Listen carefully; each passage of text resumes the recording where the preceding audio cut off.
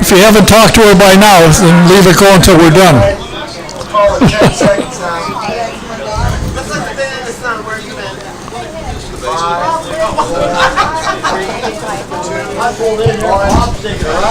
Welcome to the Autosportradio.com 2018 show.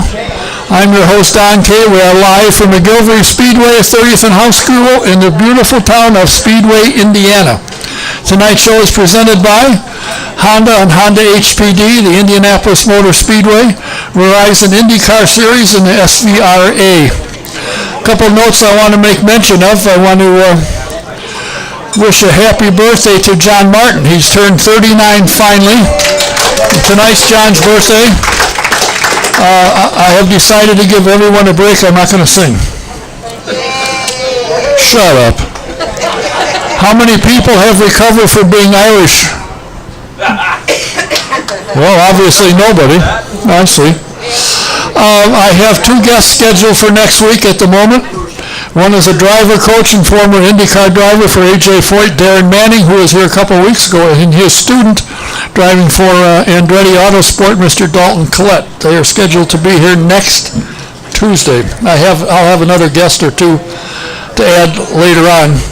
Remember, if you have to see your favorite doctor, a dentist, call the Indy Dental Group. Dr. Jack Miller and Dr. Liz Lewis have a phenomenal practice. You can get an appointment at 317-846-3125. Trust me, I highly recommend it. And if you're looking for information on both the IndyCar and the Mazda Road to Indy program, all the information, teams, drivers, everything you need, go to tracksideonline.com and subscribe. You'll find out everything that's going on that you weren't aware of. Mondays and Saturdays here at McGilvery's. On Mondays they have Tim Newman, who is an outstanding musician. And on Saturday night the entertainment varies. So if you get a chance on a Monday or Saturday, come on in. My first guest is, I'm going to embarrass him. He's my hero. I learned everything I know about how to interview listening to him. I figured if he did it that way, I can probably figure a better way. He has been with the IndyCar and the IMS radio network since its inception. He's been a pit reporter. He's been a corner reporter. I've been with him. I used to work with him for a number of years, and I'm thrilled by it. He has become the anchor for the IndyCar Series and is now the voice of the Indianapolis 500. And I've been waiting for him to be here to make mention of the fact that when the Hall of Fame inductees were mentioned or listed, there was another award given. It's the Marv Bates Sportscaster of the Year Award, and it was given to a broadcaster who does IHSAA broadcasts of basketball, football, swimming, soccer, tennis, ping pong, you name it, badminton, and he's, of course, with the Indianapolis Radio Network. I'm very pleased to mention he's here tonight. Please welcome Mr. Mark Jaynes. Thanks, Don.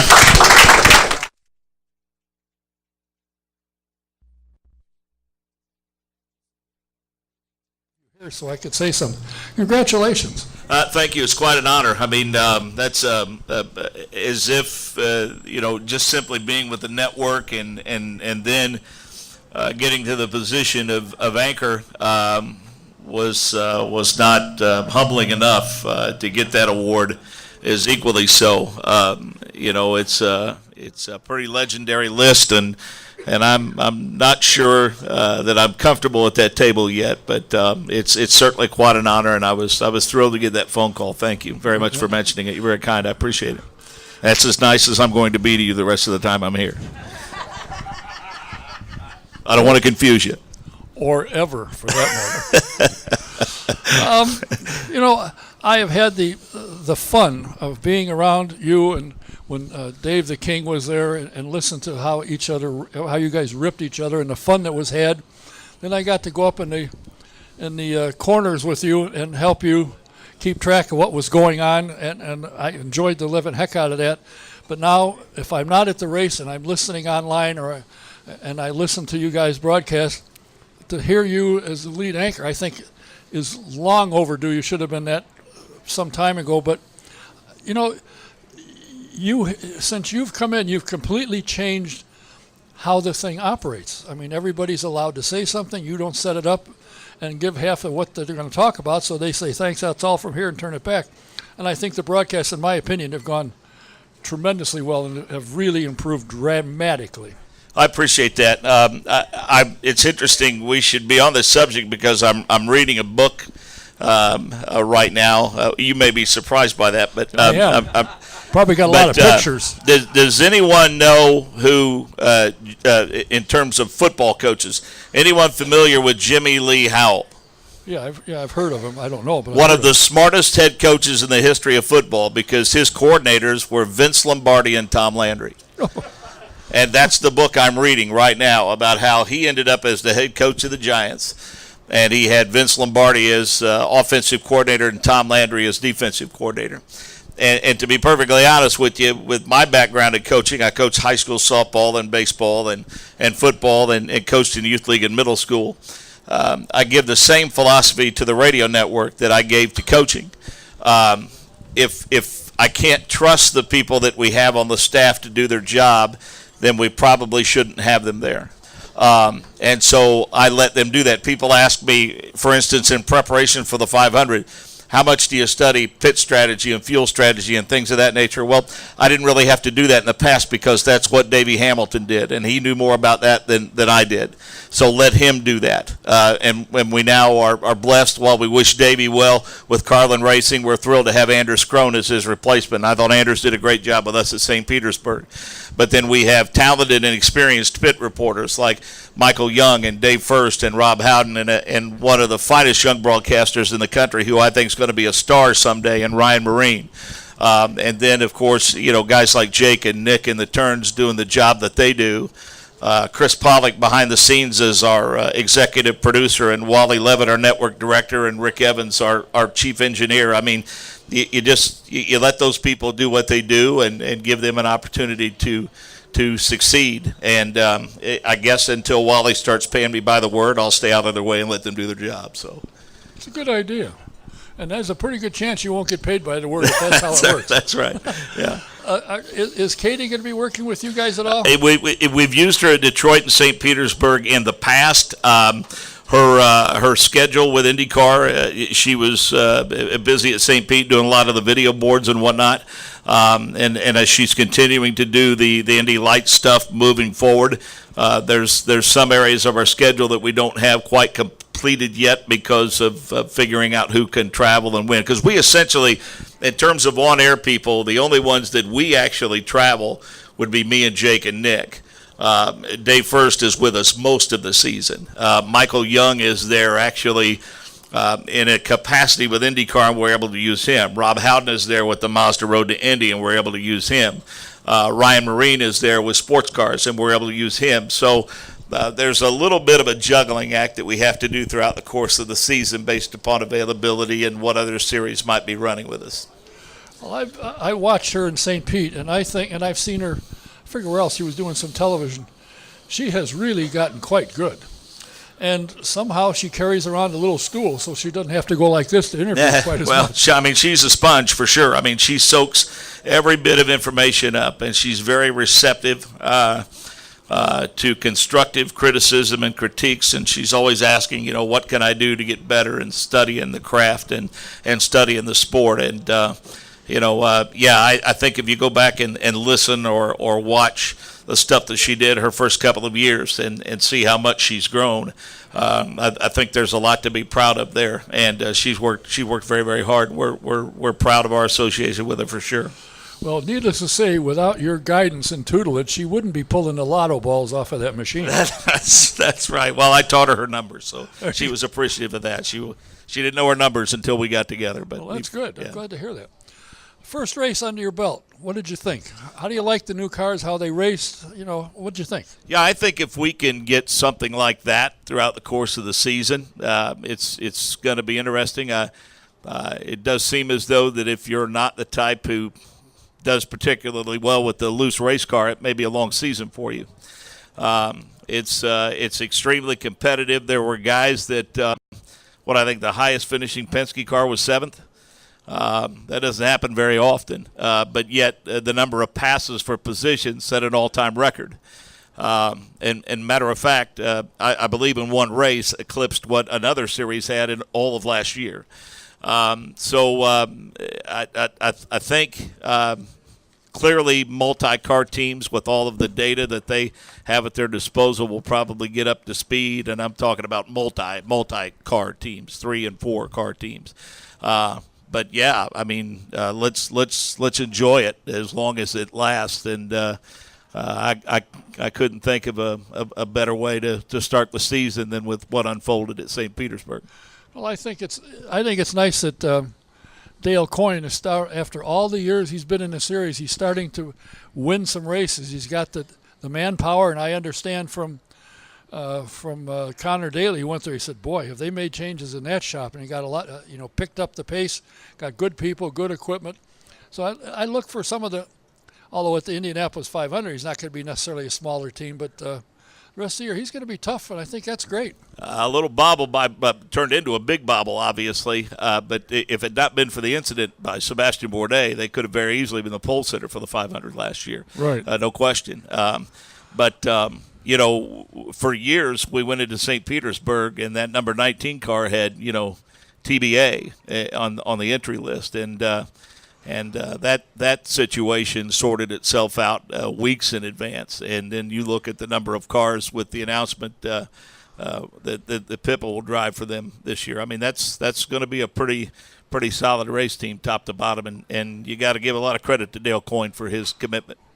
And he stuck with it. Yeah, right. All the years that Exactly. he struggled, he never gave up, and lo and behold, here he is moving along. And I think, the number of drivers that have come out of the Mazda Road to Indy program is staggering. And Spencer Piggott is showing that he is capable, that Ed's picked a good guy to put in the car for the full season now. And I think he's going to be competitive too. Yeah, I agree with that. I think that the downside to that is because it's such a transitional year. That's why the numbers are down with Indy Lights a bit. Hopefully they'll be able to rebuild that some moving forward, because it wasn't that long ago that the Pro Mazda numbers were down. But I think because of according to the drivers anyway, this Lights car being really good training ground and really good preparation for IndyCar, hopefully that will cause those numbers to go up. Maybe after Carlin gets a year under their belt, I know they still have equipment. They were very helpful with Bilardi and even getting their driver on the track after an incident that they had at Indy Lights to keep the numbers around 10 in terms of the entry list. But hopefully as the season unfolds, a few more cars will show up, and then they'll be able to kind of replenish that supply and get them back up around 14 or 15 in 2019. Well, I was told over the weekend at St. Pete that Carlin may come back this year with a couple of cars. He wants to get his IndyCar program settled in, and I understand they're moving up here in May, and they're put their shop here instead of being in Florida. So that may make a difference. But, the one thing about the Indy Lights Series, there's 9 or 10 cars in there, and they're all good cars, good drivers. Yeah, I think that championship is going to go down to the final weekend this year. I don't know that anybody's going to be able to dominate it because of how evenly balanced it is. And I think your Carlin point's, accurate. It would be somewhat of a surprise if they came back this year because of how important I think they feel focusing on the Verizon IndyCar Series is for them. But who knows? I mean, they have a long history of making very calculated decisions and doing things the right way, which is why they were able to come here and compete for Lights championships right out of the gate a couple of years ago. But I will say, even with the immediate success that they had, they always approached it with a level of humility, saying, hey, it's just a matter of time before reality sets in, and I think it did on a few instances with them. It's not just drivers, obviously, now that we're seeing benefit from that Mazda Road to Indy. It's great to see teams come up as well, and mechanics and just every aspect of motorsports is affected by it, which is a positive for sure. Now, you and I were talking earlier, and I had seen this, but since the phone I have doesn't function in that capacity, the broadcast people, you and 2 or 3 others have put together an app that you can get IndyCar. Sometimes it plays music, but it plays races. they just pop up, and you can look at races from the 50s, 60s, 70s, maybe even some when John was driving. TuneIn is a web service. It's a streaming service that provides music and entertainment. And you can get it on your computer. You can also get it on a smartphone, a tablet, any of that. And it's just the way it's spelled. It's TuneIn. And you log on to TuneIn, and then under search, you type in IMS Radio Network. There'll be a brief ad come up for Amazon Prime or something like that. And then you will hear in their entirety broadcasts from the Indianapolis Motor Speedway Radio Network. It's right now not a menu service in that you can't go in and specifically pull out the 1968 Indianapolis 500. You may, when you log on, you may come in right in the middle of the 1968 Indianapolis 500, and then it'll be followed up by maybe the 1979 Indianapolis 500. But for instance, over a 24-hour period, I logged on once and got the 67 500, and then the very next day I got our broadcast from Pocono last year. We're looking at adding some of the programming that we currently offer during races, like Donald Davidson's Motorsports History, and some of the other things that we do on a regular basis to that programming. But it's a completely free service, and it's been very well received so far. A lot of folks have commented on social media and dropped us an email, and all the credit goes to our chief engineer, Rick Evans, our network director, Wally Levitt, and our executive producer, Chris Pollock. This was kind of their brainchild. I mean, we had flirted with the idea of doing something very similar to that with Sirius and XM, but they haven't devoted a channel totally to us yet. It's 209 and 214 in season, but this is the first opportunity that we've had for there to be. I mean, if you get up at 2 o'clock in the morning and can't sleep and want to listen to a race, you can log on and hear one. It's 24/7, which I think is very cool. Is it in the works to be able to request something? Is that forthcoming? Or I don't know that that's currently offered with TuneIn. I think that's the goal, and there are other ways to do that through other entities through our website, IndyCarRadio.com. But that's not part of the TuneIn service right now. But it's on the board that it could happen. We hope so. Well, if you need any help, don't call me. I know. 'Cause I can't figure out how to turn a computer on for the most part. And my flip phone doesn't do diddly squat, which is the way I like it. Do you still get as excited? I mean, I met you and started working with you and associating with you back, when the Indy Racing League started, and of course you were all hyped up and excited about it. Do you still get the same thrill from race day, practice day, opening day, first race of the year, next race of the year? You go down and you're going to be in Phoenix. I mean, do you still get as excited now as you did 20 years ago? I think if I ever get to the point to where I don't, I'll turn it over to somebody else because it's a privilege, period.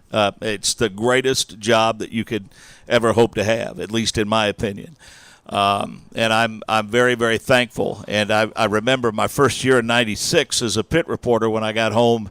I think I've told this story before, but I walked through the door. My wife said, "How do you think it went?" And I said, "I think it went well," and they seemed to be pleased. But if I never do it again, I'll have done it one more time than most people get to. And I'll be very thankful for that. And then here I am 23 years later as the anchor, and I still sometimes, Don, I wake up, get ready to go to the racetrack, and it happened at St. Pete. I mean, I sit on the edge of my bed, and I sometimes laugh because I can't believe this has all happened, and this is what I do and what I'm fortunate to do. And as I've said, if that feeling, I think, ever goes away, then it'll be time for somebody else to do it. I mean, Howdy can speak to this as well. Howdy Bell, who's here tonight. I mean, we just simply, whether you're a pit reporter or a turn announcer or if you're lucky enough to become the anchor, it allows you to achieve a level of professional immortality that a lot of folks just don't ever get to the chance to experience. And because of that, we're all richly blessed as a result, for sure. Well, when this opportunity came up over the years, have you listened to the previous Voices of 500, Sid and Paul and some of the guys that were before you, and to see what they did and how they did it, and kind of get your own style put together? I think that's why I'd like to think that the transition went so well, because I had 21 years at AAA. I mean, as I said, I think I was a pretty good broadcaster when they brought me on board in '96, but our friend, the late Gary Lee, made me a motorsports broadcaster. He taught me how to do that, and there was a difference, as Howdy knows. And then I had the privilege of working with Bob Jenkins closely when he was the anchor, and then Mike King and I worked for years in Terre Haute in broadcasting, and having worked with Doug Rice with the Performance Racing Network, and a couple of years with Mike Joy when he anchored the Brickyard. And I mean, and then of course the 2 years that I spent with Paul, most of the lessons I learned from Paul did not happen when we were on the air. It was the car rides to and from the racetrack, and the dinners that we had, and the times we spent together at breakfast and things of that nature, just picking his brain. I listened to those broadcasts from the 60s and 70s, and I just marvel at what they were able to do in terms of holding the interest, because, it just took so long to turn a lap there in those days. I mean, it didn't seem that way maybe if you were driving at the time, for sure. But to think that in those days it was Sid to turn 1, back to Sid, to turn 2, back to Sid, to the back stretch, back to Sid, to 3, back to Sid, and to 4, back to Sid. I mean, there's no way we can do that now. It just moves so much faster. And I'm not saying it's better now. It's just different. But I'm most proud of this network for the fact that it went from Sid and to Paul and Lou, who was the only one I did not know, and then to Bob and to Mike, and then back to Paul and me. And I think in each and every instance, the progression and the changes that have been made were all changes that I think made sense. And because of that, I think it's maintained its relevance and resulted in over 21 million people listening last May, which we were very proud of. Everything has changed. I mean, when you first started in broadcasting, there wasn't a computer. Nobody even knew what it was. No, for sure. But now, and Sid had to go back and forth. They didn't have the communications. They didn't have the television in front of them. You could watch what's going and hear what somebody's telling you and so forth. So everything has changed. But it seems to me it's changed for the better. But the next question is, after doing motorsports for as long as you have, in 17, 18 races a year, then you in the fall and winter in IHSAA with their swimming, which you have done, I believe, baseball, football, basketball, you just were finishing up. That's a completely different broadcast style. Do you have any problem, or do you pick that up fairly quickly? Because you don't know the players, but I'm sure you learn them rather quickly. Yeah, we pick them up quickly, and the television broadcast is a lot different, which is primarily what I do with the IHSAA now. I don't do much. I haven't done radio for them for a number of years now, so it's primarily television, or it's an audio-video webcast. And it's easier in terms of player identification and things of that nature, because you don't have to call every pass, and you don't have to call every rebound and every loose ball. You have the pictures to provide the description, and admittedly, it's always nice to get a couple of basketball games under your belt before you get to the big one like the state finals, which I have the ability to do, because it's a vastly different animal for sure. It takes a different skill set, but the one thing that is nice is it does give me an opportunity to be on the mic on a fairly regular basis during the off season, which I think is important in terms of preparing for the next season. Well, the thing that concerns me, you said you and your bride are going down to Florida. Yes. You're going to have a week without or are you going to take a microphone with you? No, I'm not. I see. Here she comes out of the shower, coming into the living room. I don't know where this is going, but I wish you would stop it. I don't either. Hadn't thought Next about time it. I'm going to need a list of approved questions, or I'm not coming back.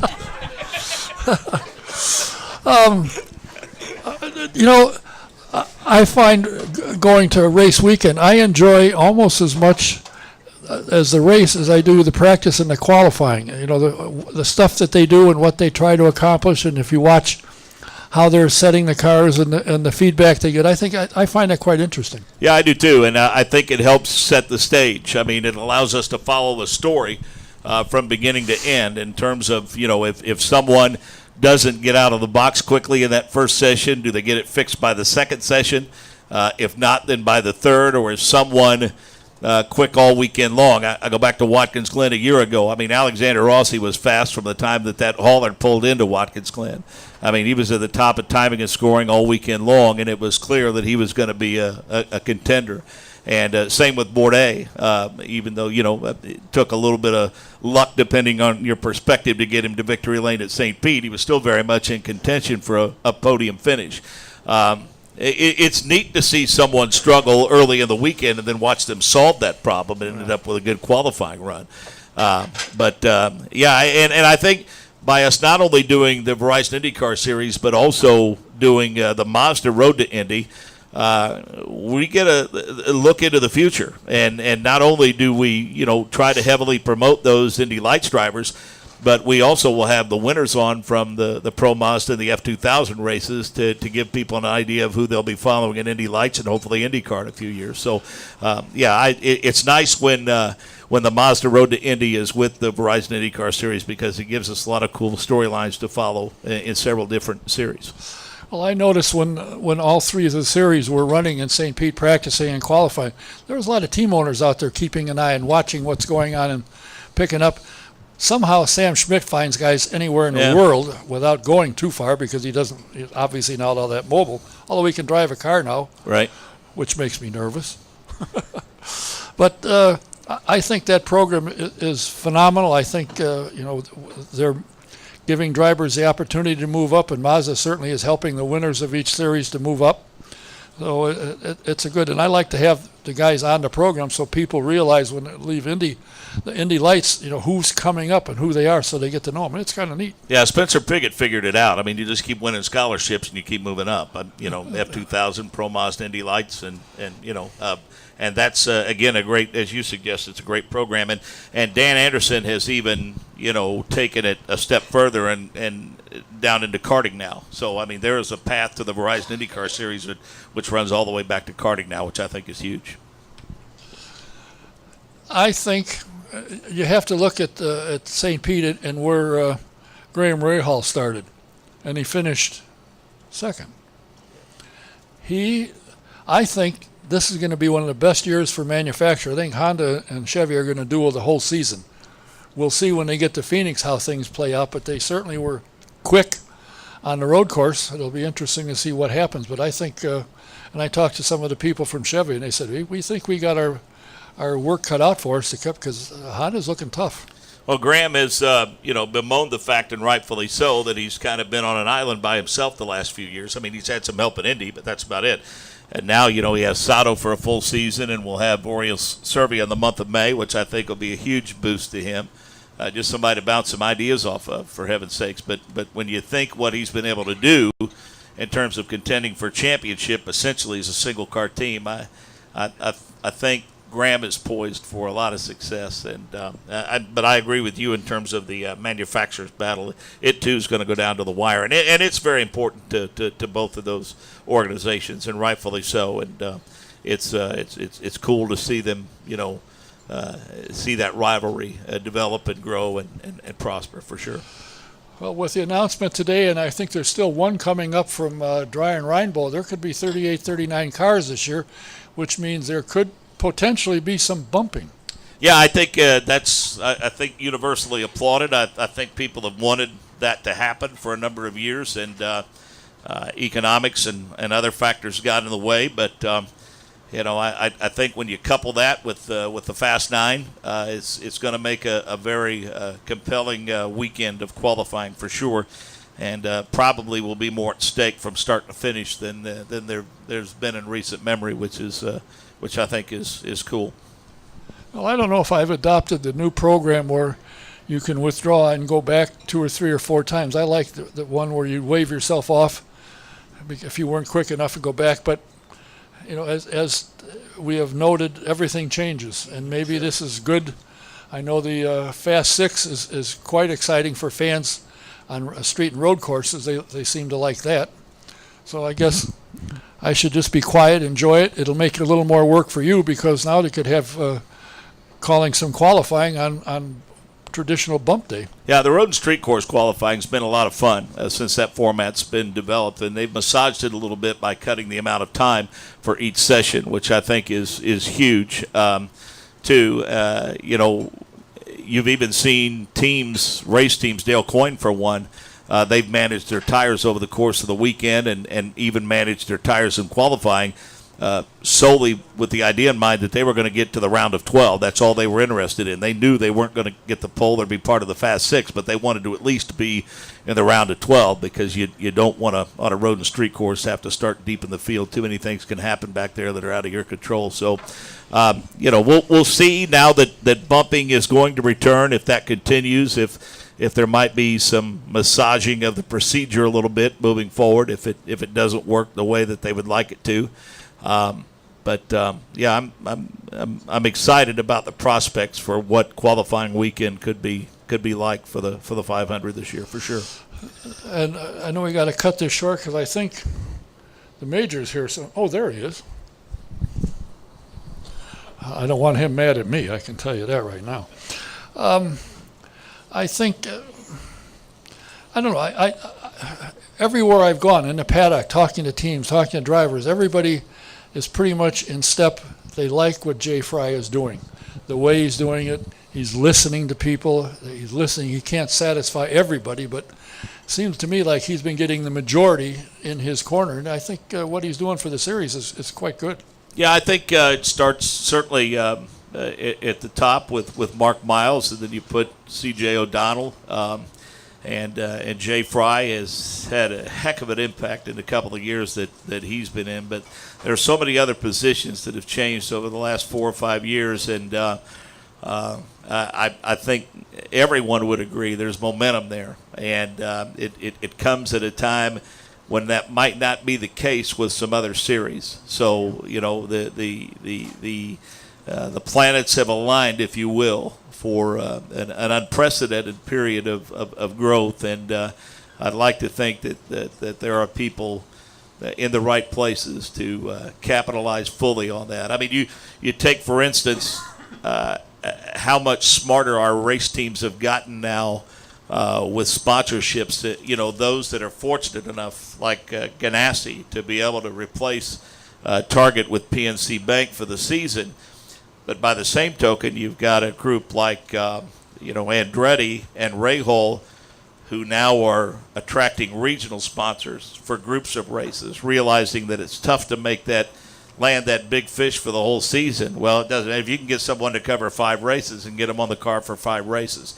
So I applaud them in that regard, and I'm sure IndyCar has perhaps offered some assistance in that regard for reinventing the way they approach sponsorship. And I think one company that comes to mind, and I don't want to give precedence one over another, but I'd sure like to think Steak and Shake has seen some benefit with their involvement with Graham Rahal over the past few years, for sure.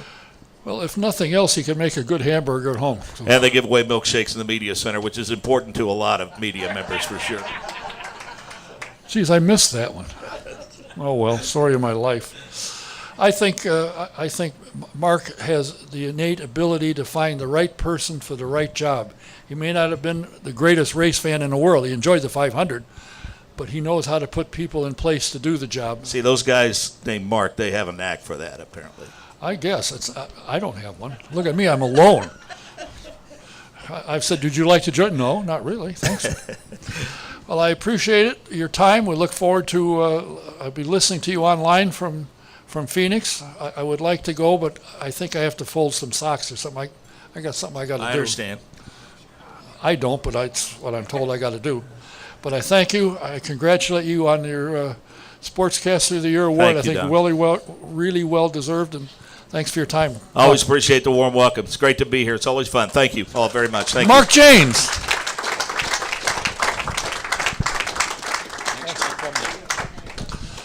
As my next guest comes up, I will remind you that Sam Pierce Chevrolet in Daleville will show you why you have to go to the country to get the best prices in the country. Sam Pierce Chevrolet in Daleville When he sells you a car, he doesn't stand behind you, he stands alongside you. You just take I-69 north to exit 34, go east 1 mile, and you won't miss him. He's right there. Want to take a ride in the Indy Racing Experience 2-seater and find out what these guys and gals like about it, love about it actually? You can go to IndyRacingExperience.com and find a date that works for you. And in the promo box, put SJ1, you get a 50% discount. Or you can call Sean to 317-243-7171 and extension 106 and mention SJ1, and you should also get a discount, I do believe.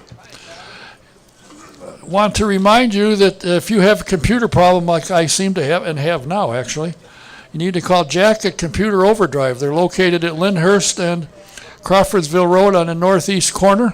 Give them a call for an appointment, 317-328-0766. And if you want to know anything about the drone world, drones, go to the back half of the office and talk to Mark.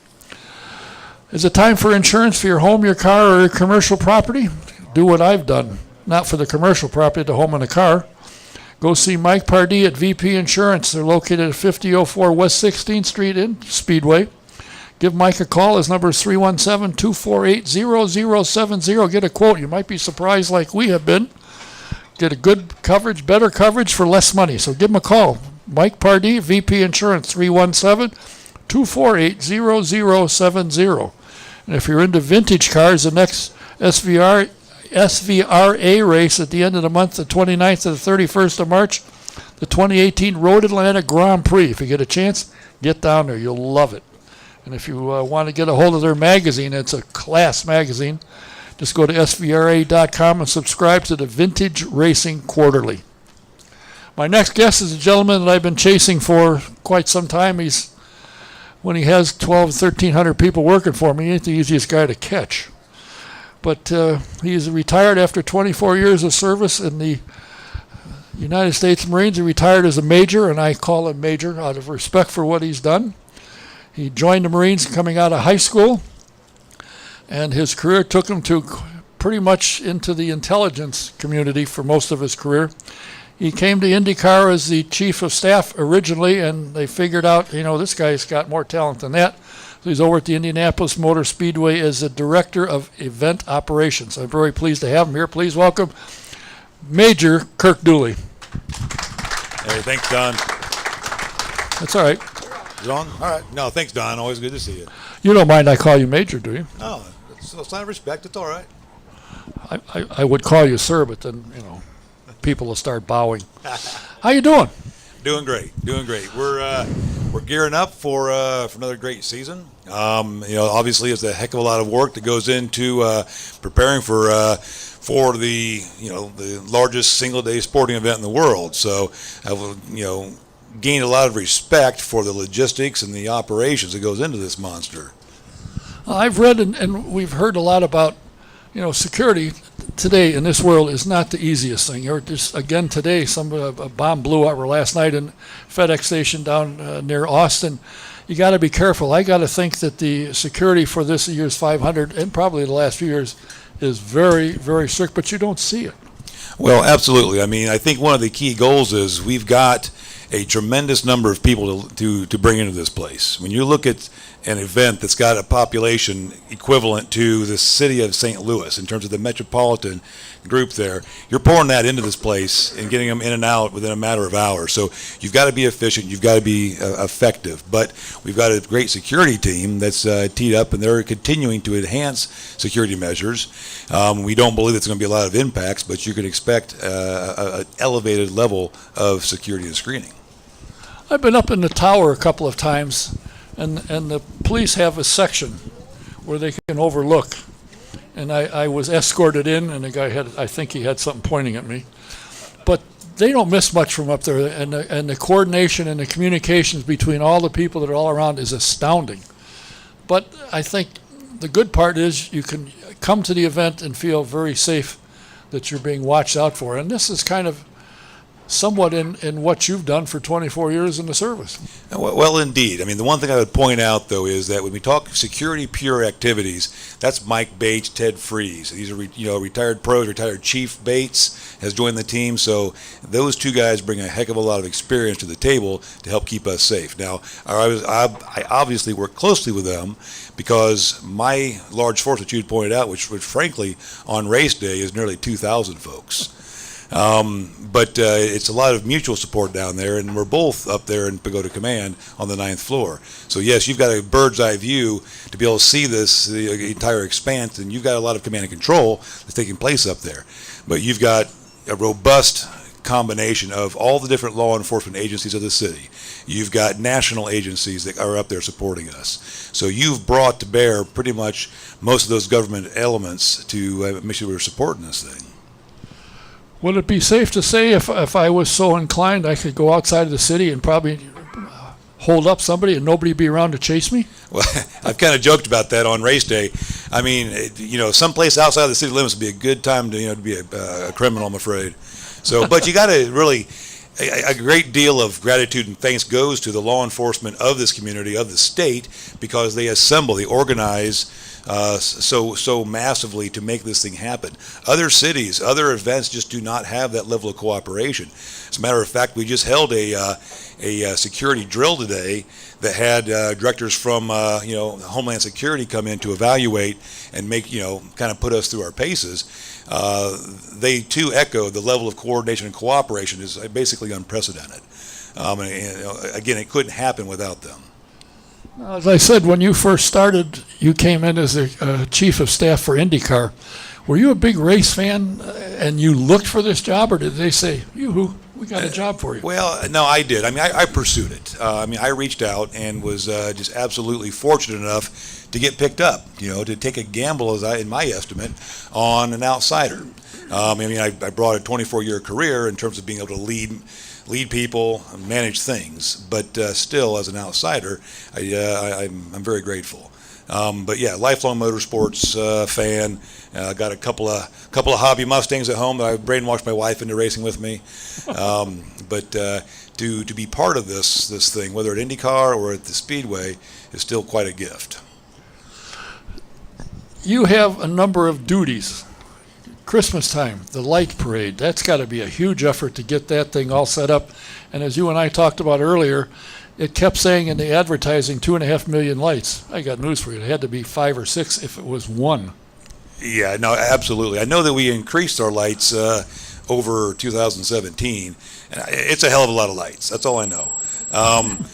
It's, this part of the facilities team, is part of the contracted group that puts those lights on. So I don't have direct setup responsibilities, but I do have the staffing requirement to make sure that the traffic's flowing and to keep the many cars that we've got pushing through there each night flowing safely and that sort of thing.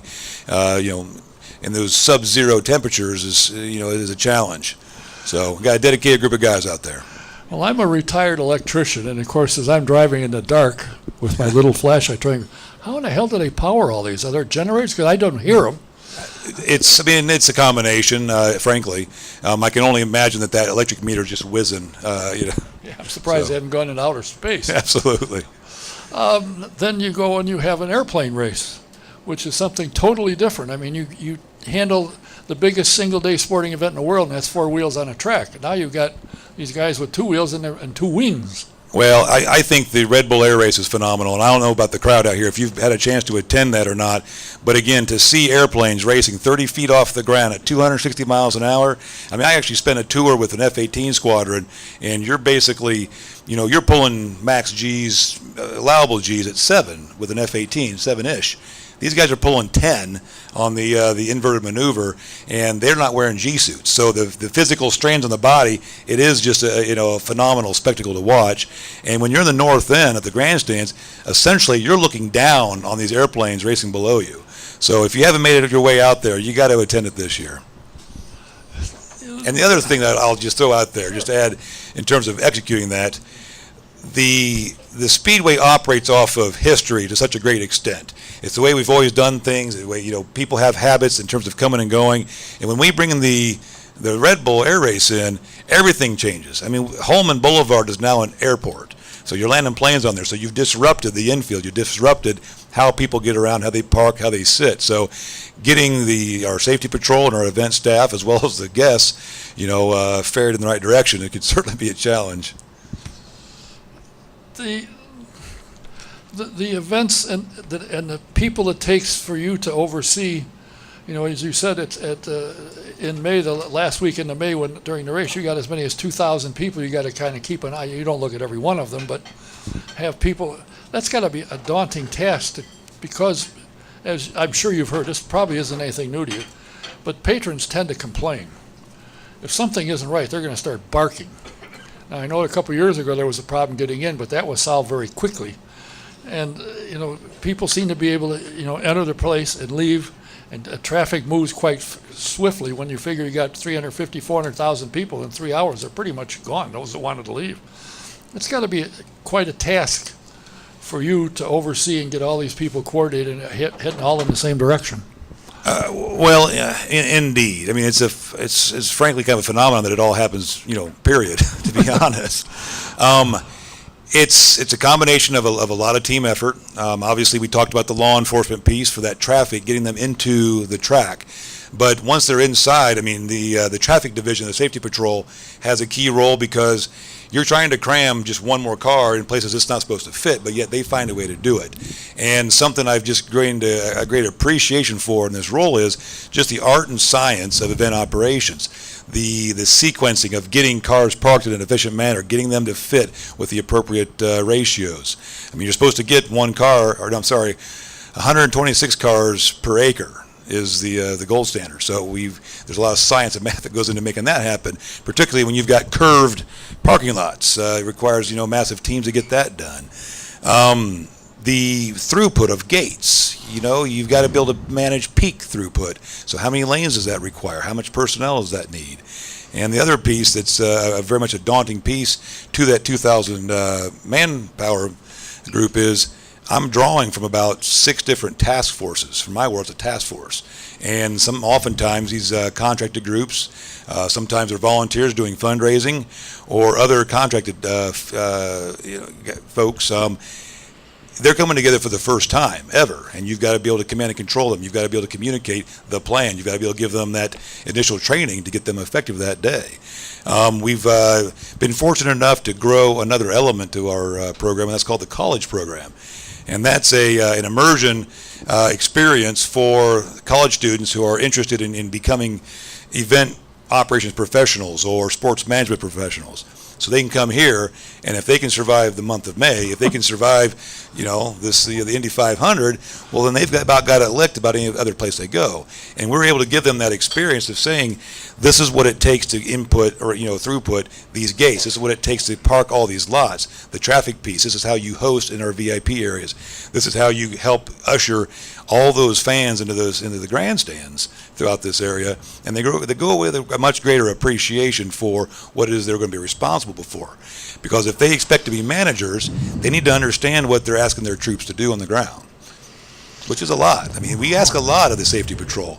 God bless them because they're not doing it for the money. Anybody who's been around the track long enough knows they're just starting wages is $8 an hour. Puts me in a very difficult recruiting position. And add to this, now, years ago, the race was the race weekend. That was it. The first time I had Mark Miles on the program, I said, have you ever thought about using the property for other than the race? No. We've got, I think, 3 races. They had the Formula One, the Brickyard, and the 500s. This is a racetrack. Well, needless to say, that didn't last very long. They bring in shows now. So that adds to your problem because, as I see, you got to buy tickets to see the shows. You can't just stand there like initially. So now you got another problem. You got to control that group, and that's during race weekends when there's other things going on. That's got to keep you awake. In a big way, particularly some of the nighttime concerts. And that's just a natural function, guys having fun, But beer all day long, followed by a long concert, and then I got to deal with that. But I think it's fantastic that they're using the venue to the way they are. I think it's important to protect hollowed ground in elements of the history of the Speedway, but to provide access and otherwise leverage the venue, I think it wins for everybody. You're probably lucky with the current snake pit because it's confined. Back when I first came here, the snake pit was a whole turn 1 and 2. I mean, they were everywhere. People were everywhere. And some movies were made of some of the activity in there, I might add. But now you get 36,000 people, as I understand what Mark told me. They're around 36,000 are all confined in a tight area, so you don't have too much of a problem chasing somebody around there. Once you get in there, if you're in the middle, you can't get out, so you're going to have to stay for the day, I guess. Yeah, I mean, when I get near the snake pit, and that makes me just feel really old. So I don't make eye contact, and I just keep solving problems elsewhere. Well, I don't know about you being old, but I know some of the talent they've had in the last 4 or 5 years. I have no idea who they are. Yeah, me neither. I mean, and we got some friends coming in that are coming to the race for the first time. Oh, Trail's there. Oh yeah. Train. Oh, train. Yeah, train. Train's there. Yeah. That shows you what I know. Yeah. I said, yeah. Oh, they're great. We want tickets. Knock yourself out. Yeah. That's when I have the beer, when they're listening to that nonsense. Well, I know the snake pit. It sells out very quickly, but it's also a great way to introduce young folks to auto racing, to a tradition of the 500 that may not have otherwise come out to participate. No, I think it's great. I think what they've done. The original idea drew, I think, 4,000 or 5,000. Now it's up jamming 35,000, 36,000 in the spot, and I have talked to a number of people. I went down there, but I looked at them and said, come here. Does this racetrack interest you at all? Yeah. We're back for the 3rd year or whatever it is, and we stand here and then we get out and we can watch a race. So it's doing what it's intended to do. Absolutely. When I look at my safety patrol staff, the ones that are the best, the ones that have been doing this for so long, is because they were kind of bit by the bug of the 500 of the speedways, many years ago, and it's in their blood, and to foster that with the new generation, I think is critical, because I think otherwise it's potentially in jeopardy. So if that's the first hook to kind of get that traditions built, I think it's good. I knew the guy that stood, the yellow shirt, at Hullman and by the hospital. He stood there and directed traffic. I said, "What the hell are you doing? You can't see anything." I love it. What do you love? People yelling at you because you won't let them go, and you got to wait for people to walk across. He said, "I love it." And he was there for 20-some years. I mean, I've got a large number of folks that would fit that bill. I mean, I got one hard worker. He's going to die on post, I promise, because he just won't. He won't quit. He keeps coming back, and he's still effective, but he will grind it out on what is otherwise some very long, hot, hard days. But he's committed to the place and loves it, because there's many times it's like that was a hard day, but still it's just part of being part of this, supporting this effort. I think that draws them back. What have you found that you didn't expect when you got involved in motorsports? When you first started with IndyCar, when you got in there and started watching how it was functioning and how Jay was Jay in charge at the time? Yeah, I think he was. Yeah, sure was. What did you find that surprised you? Well, at first I'll say I thought I was extremely lucky to start over there as chief of staff, because I got such a great behind-the-scenes look at how the series operates. There's so much more to it. There's so much more complexity to the decision making that takes place, because the types of decisions that are being made are thinking about the whole ecosystem. It's a lot of, again, it goes back to that science and art of things that I think are as you'd pointed out with Mark here shortly ago, things are going very well. I mean, I think it's an exciting time, an exciting shape for IndyCar to be in. Certainly, the introduction of that car. My perception is that thing was met with almost zero resistance or pushback. And when's the last time that's ever happened in IndyCar? So, that among other things, but again, just the depth of analysis that would go into each decision was, I guess, very sobering. Not everything is as it seems. Well, it seems from what I've read, and a couple of the guys from the higher up in the office, I don't know why they talked to me, but I know I grabbed them. That's how they did. Ticket sales are ahead. That means the attendance has been growing, which makes your job a little more worse each year, because each year there seems in the last 4 or 5 years to be more and more and more coming. Ticket sales are ahead. They put their new grandstand up in Turn 3, Yep. and that's almost sold out from what I understand. I'm not sure the status of that, but it's huge demand, and that's going to be a truly premium experience up there. So, I think for the price, I could probably bring my own beer. You know, the thing that impresses me is the effort that is put into maintaining the Speedway. I mean, keeping it up in shape and keeping it clean so when people come in, they don't say, geez, Louise, I hope the strands don't fall down. I mean, it's maintained top shelf. well, I mean, that's a huge team effort. Although that's, one thing that surprised when I got to IMS side was, it's like, where's the facility staff? As far as the number of guys that are roving from north to south that just keep that place running. So I think it's a huge testament to that facilities crew. Do you have anything to do with that at all? Do you point out Not anything? directly. No? I mean, we work closely together. Mutual support in some cases, but that falls underneath the director of facilities, senior director Mike Fox. But no, it's a great crew, and appreciate working with those guys. You miss the military? Absolutely. Do you really? That doesn't mean that I would do anything different whatsoever. And again, Phil's so fortunate to or certainly blessed to be here and to be part of this. But of course, there's going to be things you miss. I mean, that was a 24-year career with doing things that I'll never do again. Some good, some bad, but all phenomenal experiences. And did it with a group of guys and sometimes gals that were true professionals that you just miss. So. Now, you were in the intelligence, and I said, if you and I were to talk and you were going somewhere and you told me, would you have to kill me? And you said, yeah. That's what you got to do. I'm sorry.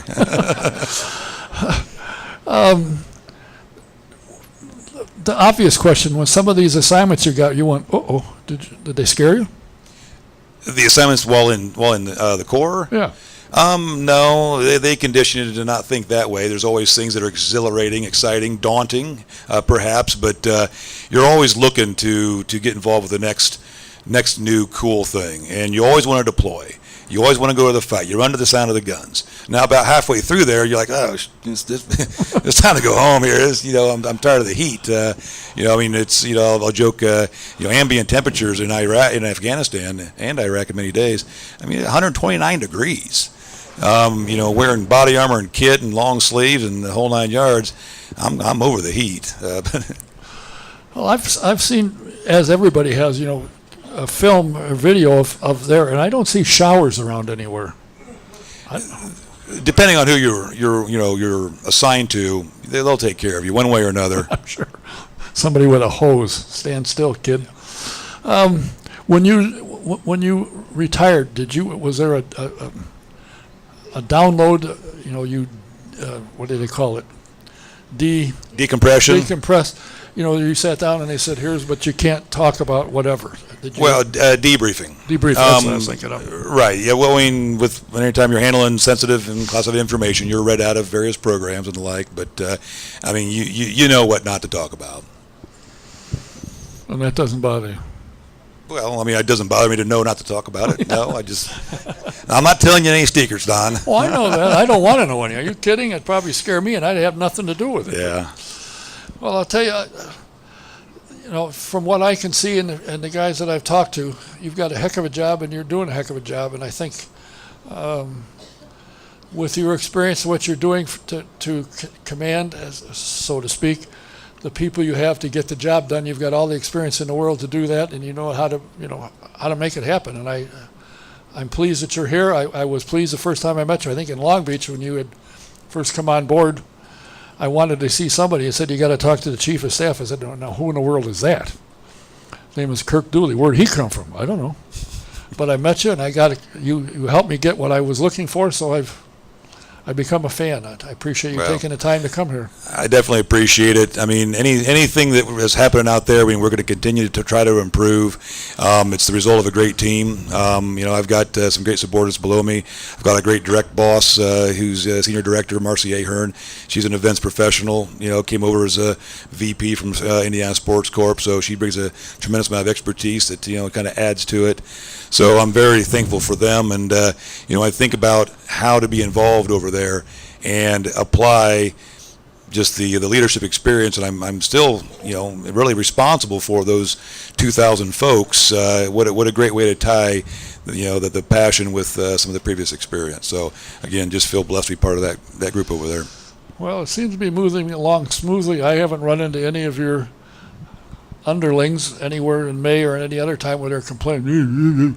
I haven't heard that, so that's a step. People complain about me all the time, and I'm here by myself. So I don't know how that works out, except for Howdy. Howdy doesn't complain at me, because Howdy doesn't know how to complain. Do you? Oh, yes, you do. Never mind. Shirley says, oh, yes, he does. Thank you. Thank you. I appreciate your time. I appreciate the job you're doing, and continued success. And you'll hear from me again sometime along the way. And to have gotten you here almost took an act of kindness. Yes, I know. But happy to be here. I'm glad they allowed it. Thanks for being here. The Director of Events for the Indianapolis Motor Speedway, Mr. Kirk Dooley. Hey, thanks a lot, folks. Have a good night. Thanks for being here. Appreciate your time. We'll be here next week. But before you leave, I have some pins up here. If you are a pin collector, I've got some brand new programs, Speedway 500 programs up here. There's a book on Greg Moore. I got a couple hats and some stuff. So if you want any of that, you're a collector. Howdy, if you're a collector, come on up and help yourself.